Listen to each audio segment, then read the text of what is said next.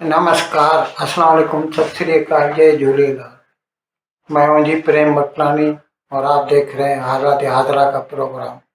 हकीकत ये है, इब्तदा में आपसे दरख्वास्त है, चैनल जरूर सब्सक्राइब करें।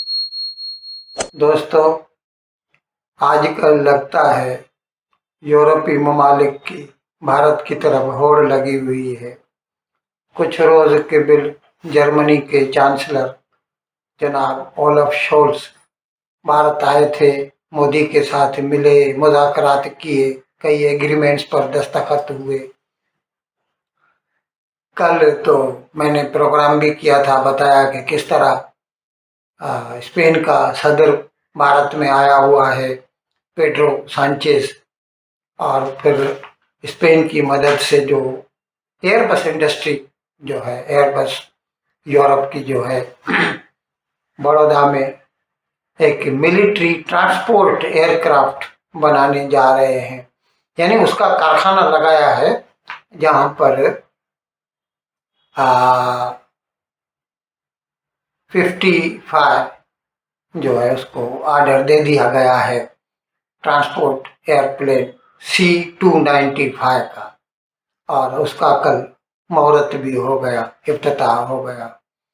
तो मैं अर्ज कर रहा था कि 2-3 रोज के बाद जर्मनी का चांसलर, हमारे यहाँ जिसे सदर कहते हैं, प्रेसिडेंट, वहाँ उसको वो चांसलर कहा जाता है, वो साहब यहाँ आए हुए थे, ओलफ शोल्स, और उन्होंने मोदी के साथ बातचीत की।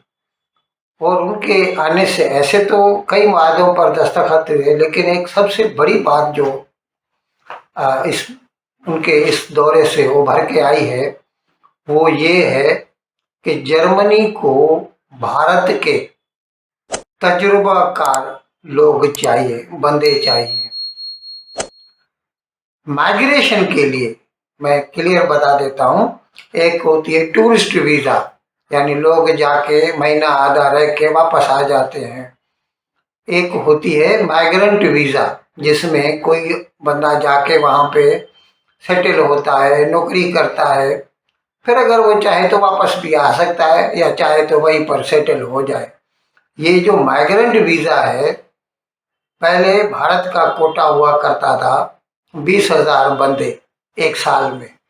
अब उसको यकायक बढ़ाकर जर्मनी ने 90,000 कर दिया है, यानी 350% ज्यादा जो है, 70,000 और बढ़ा दिए हैं वीजा।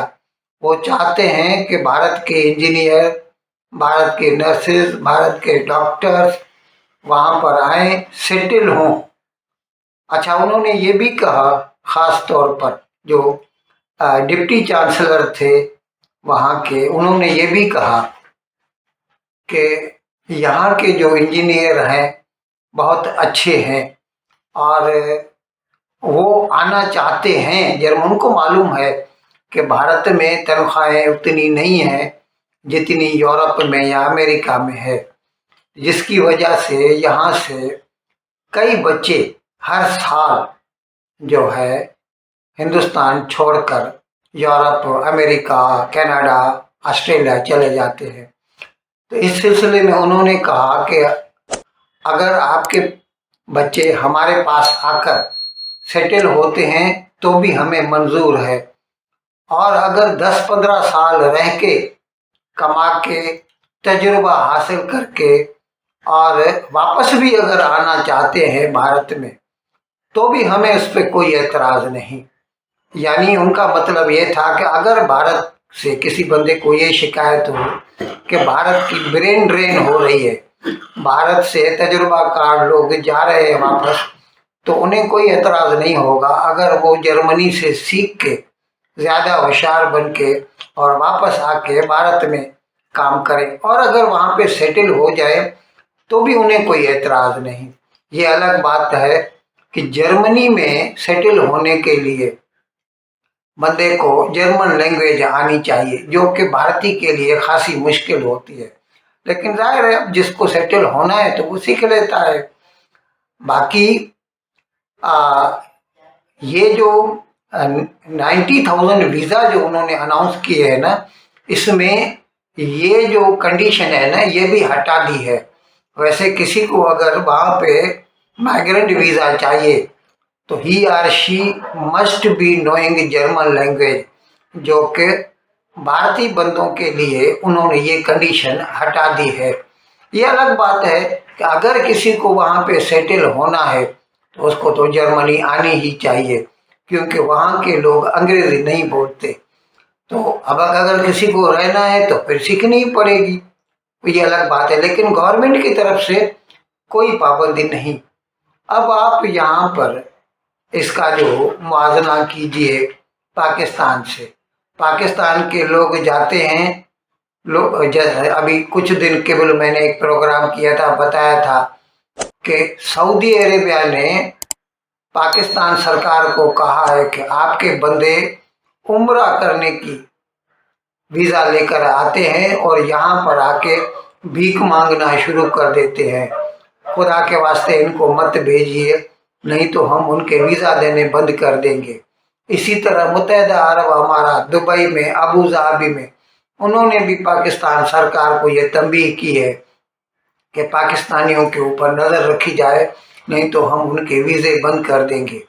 दूसरी तरफ जर्मनी में जो है, ये जो भी अभी पाकिस्तानी हों या दूसरे इस्लामी ममालिक से आए हुए बंदे, क्योंकि 2014 में जब आईसिस का मसला हुआ था तो तभी जर्मनी, फ्रांस और इटली ने ही जो है इराक से लोगों को एक्सेप्ट किया था। किसी मुसलमान मुल्क ने एक्सेप्ट नहीं किया था।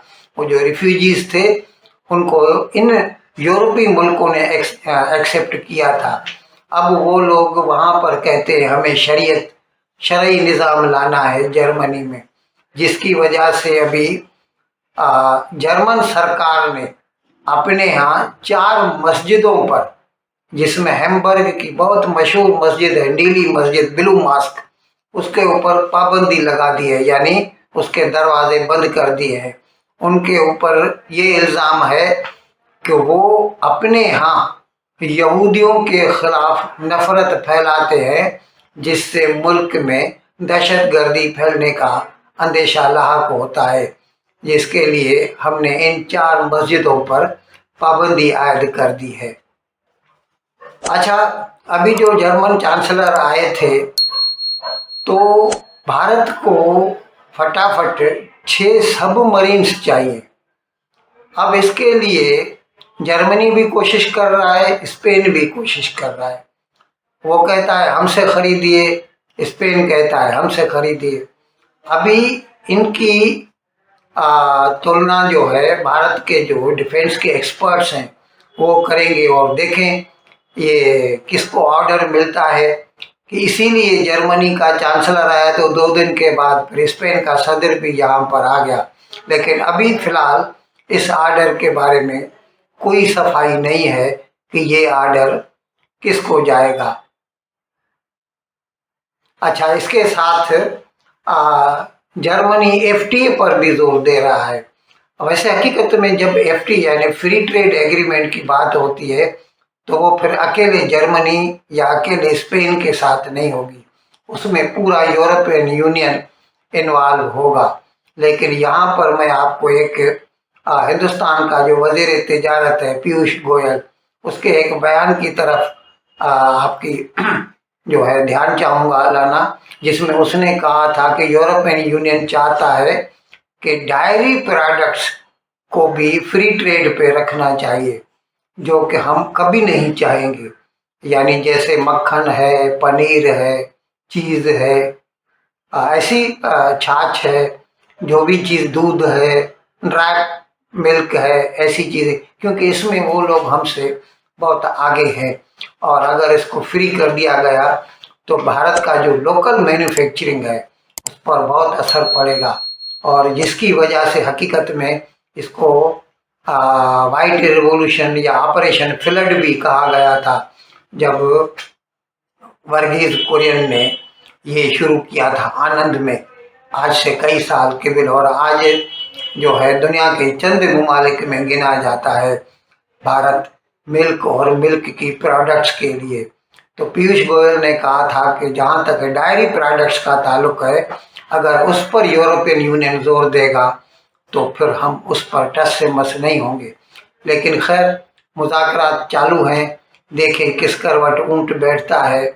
इस सिलसिले में मैंने आपको कुछ प्रोग्राम पहले किए थे, बताया था किस तरह हमारा जो है यूएई के साथ ये फ्री ट्रेड एग्रीमेंट हो चुका है, ऑस्ट्रेलिया के साथ हो चुका है, इंग्लैंड के साथ यानी यूनाइटेड किंगडम के साथ चालू है। अगर जो पहले ऋषि सुनक की सरकार थी, अगर वो चलती तो शायद बहुत जल्दी हो जाता। लेकिन अभी देखें, स्टारमेयर आ गया है और बातें उनसे भी हो रही हैं। भारत अपने सही पूरी कोशिश करता है कि बावजूद WTO के वो बायलेटरल एग्रीमेंट्स भी करता है जिससे कि बिजनेस में इजाफा हो। लेकिन जाहिर है, हर मुल्क जो है जब मुज़ाकरात होते हैं तो अपने लिए ज़्यादा से ज़्यादा रियायतें चाहता है। तो इस सिलसिले में यूरोपियन यूनियन के साथ भी हमारी बातचीत चालू है, और अगर इस सिलसिले में कुछ पेशरफ्त हुई तो उसके बारे में हम आपको इत्तला कर देंगे। इन अल्फाज के साथ आज का प्रोग्राम ख़त्म करने की आपसे इजाज़त चाहता हूँ, लेकिन विदाई लेने से पहले एक मरतबा फिर आपसे मेरी दरख्वास्त है कि जिस किसी साहब या साहबा ने अब तक हमारे इस चैनल को सब्सक्राइब नहीं किया, फ़ज़ल करम इसको जल्द से जल्द सब्सक्राइब करें, प्रोग्राम को लाइक करें, शेयर करें और घंटी का बटन दबाना न भूलें। बहुत बहुत शुक्रिया। खुदा।